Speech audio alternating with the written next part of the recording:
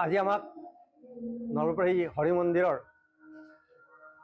মহাবিষ্ণু যজ্ঞৰ জলাহৰণ যাত্ৰা আৰু ধৰ্মীয় শোভাযাত্ৰাৰ উদ্বোধক হিচাপে আমন্ত্ৰণ কৰিছিলে আৰু আমি ইয়াত উপস্থিত হৈ সঁচাকৈ অভিভূত হৈছোঁ যে এনেকুৱা এক আধ্যাত্মিক পৰিৱেশ, এনেকুৱা এটা ধৰ্মীয় পৰিৱেশ আপুনি মণ্ডপৰ পৰা গোটেই মহিলাসকলৰ উপস্থিতিক লৈ সকলোক চাব এক সুন্দৰ ধৰ্মীয় পৰিৱেশ বিৰাজমান কৰিছে। সঁচাকৈ এই পৰিৱেশ অনুকৰণীয়। এই হিচাপতে মই মন্ত্ৰী জয়ন্ত মল্লবৰাক ধন্যবাদ জনাইছোঁ, যিয়ে নেকি আমাৰ নলবাৰী হৰি মন্দিৰক নলবাৰী গৌৰৱতে নাৰাখি অসম গৌৰৱলৈকে নিয়াৰ কাৰণে চেষ্টা কৰিছে। তাৰ বাবে তেখেতক ধন্যবাদ জনাইছোঁ। তেখেতৰ চেষ্টা ফলৱতী হওক। যজ্ঞ মহোৎসৱ কমিটিক মই ধন্যবাদ জনাইছোঁ এনেকুৱা সুন্দৰ পৰিৱেশৰ কাৰণে, আৰু এইটো সনাতন ধৰ্মৰ কাৰণে অনুকৰণীয় বস্তু। আৰু লগতে হৰি মন্দিৰ কমিটিকো ধন্যবাদ জনাইছোঁ আমাক এই কাৰ্যসূচীত যোগদান কৰিবৰ কাৰণে সুবিধাখিনি কৰি দিয়াৰ কাৰণে। নমস্কাৰ, মই হৰি মন্দিৰ কমিটিৰ তৰফৰ পৰা আপোনালোকক জনাইছোঁ যে আমি এইবাৰ মহাবিষ্ণু যজ্ঞ ২৪তম হিচাপে পালন কৰাৰ কাৰণে আমি আয়োজন কৰিছোঁ। এই ২৪তম মহাযজ্ঞ অনুষ্ঠানৰ যোৱাকালি আমাৰ প্ৰথম অনুষ্ঠান ফ্লেগ হোষ্টিং আদি কৰি সমূহ কাৰ্যসূচী আমি যোৱাকালিৰ কাৰ্যসূচী সমাপ্ত কৰিছোঁ। আৰু আজি দ্বিতীয় দিন, এই দ্বিতীয় দিনৰ কাৰ্যসূচীৰ প্ৰথম কাৰ্যসূচী হ'ল জলাহৰণ আৰু ধৰ্মীয় শোভাযাত্ৰা। এই ধৰ্মীয় শোভাযাত্ৰাৰ কাৰণে আমি নলবাৰী চহৰৰ বিভিন্ন অনুষ্ঠানৰ মহিলাসকলক আহ্বান কৰিছিলোঁ আৰু লগতে পুৰুষসকলকো আমি আহ্বান কৰিছিলোঁ। এই সকলোবিলাকে মিলি আজি জলাহৰণৰ কাৰ্যসূচীটো আৰম্ভ কৰিছোঁ আৰু এই জলাহৰণত প্ৰায় ৫০০ৰো অধিক মহিলাই আজি একত্ৰিতভাৱে জলাহৰণ আৰু ধৰ্মীয় শোভাযাত্ৰা কৰাত অংশগ্ৰহণ কৰিছে। আৰু এই জলাহৰণ আৰু ধৰ্ম শোভাযাত্ৰা উদ্বোধন কৰাৰ কাৰণে আমি হৰি মন্দিৰ কমিটিৰ তৰফৰ পৰা আমাৰ শ্ৰদ্ধেয় গৌতম ভট্ট ডাঙৰীয়াক আমি আহ্বান কৰিছিলোঁ আৰু তেখেতে আহি আমাৰ এই জলাহৰণ আৰু ধৰ্মীয় শোভাযাত্ৰা উদ্বোধন কৰি সকলোকে আশীৰ্বাদ বৰ্ষণ কৰিছে। আৰু আমি তেখেতক মন্দিৰ কমিটিৰ তৰফৰ পৰা ধন্যবাদ জ্ঞাপন কৰিছোঁ, যাতে ভৱিষ্যতেও তেখেতে আমাক এই ধৰণে সহায় সহযোগ আগবঢ়াই আমাক আগুৱাই যোৱাত সহায় কৰে। অহাকালি আমাৰ তৃতীয় দিন আৰু অহাকালি আমাৰ হ'ব পূৰ্ণাহুতি, আৰু এই পূৰ্ণাহুতি আমাৰ দিনৰ ১টা বজাত অনুষ্ঠিত হ'ব।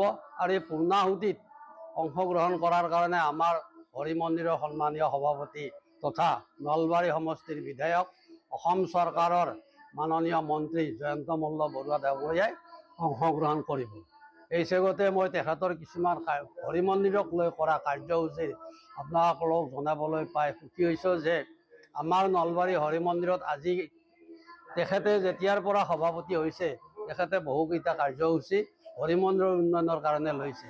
প্ৰথম কাৰ্যসূচী হ'ল আমাৰ সৰু সৰু মন্দিৰ কিছুমান আছিলে, যেনে শিৱ মন্দিৰ, কালী মন্দিৰ, হনুমান মন্দিৰ, যজ্ঞকুণ্ড, গণেশ মন্দিৰ। আজি আমাক নলবাৰী হৰি মন্দিৰৰ মহাবিষ্ণু যজ্ঞৰ জলাহৰণ যাত্ৰা আৰু ধৰ্মীয় শোভাযাত্ৰাৰ উদ্বোধক হিচাপে আমন্ত্ৰণ কৰিছিলে আৰু আমি ইয়াত উপস্থিত হৈ সঁচাকৈ অভিভূত হৈছোঁ যে এনেকুৱা এক আধ্যাত্মিক পৰিৱেশ, এনেকুৱা এটা ধৰ্মীয় পৰিৱেশ আপুনি মণ্ডপৰ পৰা গোটেই মহিলাসকলৰ উপস্থিতিক লৈ সকলোক চাব এক সুন্দৰ ধৰ্মীয় পৰিৱেশ বিৰাজমান কৰিছে। সঁচাকৈ এই পৰিৱেশ অনুকৰণীয়। এই হিচাপতে মই মন্ত্ৰী জয়ন্ত মল্লবৰাক ধন্যবাদ জনাইছোঁ, যিয়ে নেকি আমাৰ নলবাৰী হৰি মন্দিৰক নলবাৰী গৌৰৱতে নাৰাখি অসম গৌৰৱলৈকে নিয়াৰ কাৰণে চেষ্টা কৰিছে। তাৰ বাবে তেখেতক ধন্যবাদ জনাইছোঁ। তেখেতৰ চেষ্টা ফলৱতী হওক। যজ্ঞ মহোৎসৱ কমিটিক মই ধন্যবাদ জনাইছোঁ এনেকুৱা সুন্দৰ পৰিৱেশৰ কাৰণে, আৰু এইটো সনাতন ধৰ্মৰ কাৰণে অনুকৰণীয় বস্তু। আৰু লগতে হৰি মন্দিৰ কমিটিকো ধন্যবাদ জনাইছোঁ আমাক এই কাৰ্যসূচীত যোগদান কৰিবৰ কাৰণে সুবিধাখিনি কৰি দিয়াৰ কাৰণে।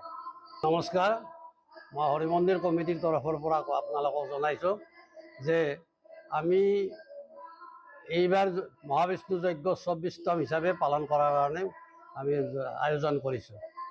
এই ২৪তম মহাযজ্ঞ অনুষ্ঠানৰ যোৱাকালি আমাৰ প্ৰথম অনুষ্ঠান ফ্লেগ হোষ্টিং আদি কৰি সমূহ কাৰ্যসূচী আমি যোৱাকালিৰ কাৰ্যসূচী সমাপ্ত কৰিছোঁ।